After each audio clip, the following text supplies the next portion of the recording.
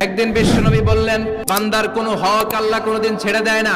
আল্লাহর হক আল্লাহ মাফ করে, বান্দার হকের মাফ নাই। যদিও আমি নবী, আমার উপর যদি কোনো হক থাকে বলো, আমি দিয়ে দেব। কোন সাহাবী দাঁড়ায় না। এক সাহাবী দাঁড়িয়ে বললেন, নবী, যুদ্ধের ময়দানে চাবুক চালানোর সময়, লাঠি চালানোর সময় এক কাফেরকে মারতে যে আপনার লাঠির বাড়ি আমার পিঠের মধ্যে পড়েছে। আপনি যেহেতু এই কেসাসটা আদায় করতে চান, আপনার পিঠে আমি লাঠির বাড়ি মেরে এটারে শোধবোধ করে দিতে চাই। সাইয়েদনা ওমরে ফারুক হাতের জামা এরকম পড়তে শুরু করছে, আয় এদিকে আয়, তোরে শোধবোধ করাই। বিশ্বনবী বললেন, ওমর রাখো, এটা বান্দার হক, মিটাতে দাও। বিশ্বনবী বললেন, আসো, তুমি এসে আমার পিঠে লাঠি দিয়ে চাবুক দিয়ে বাড়ি মারো। সাহাবী বলে, ও নবী, যখন আপনি আমার চাবুকটা পিঠের মধ্যে মেরেছেন, আমার পিঠে তখন জামা ছিল না। আপনি যদি যথা নিয়মে কেসাসটা আদায় করতে চান, আপনার জামাটা খুলেন, খালি পিঠের মধ্যে বাড়িটা মারিস।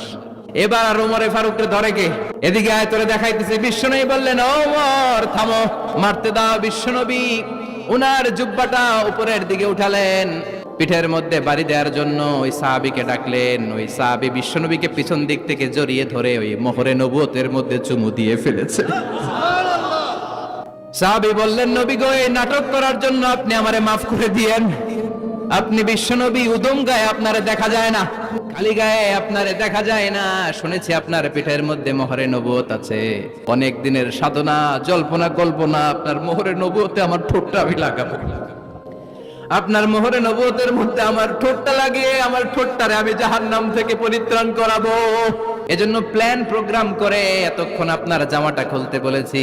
আপনার উপরে আমার কোনো হক নাই। আমার আব্বা মা, আমার সম্পদ, আমার জীবন আপনার জন্য কোরবান গো নবী।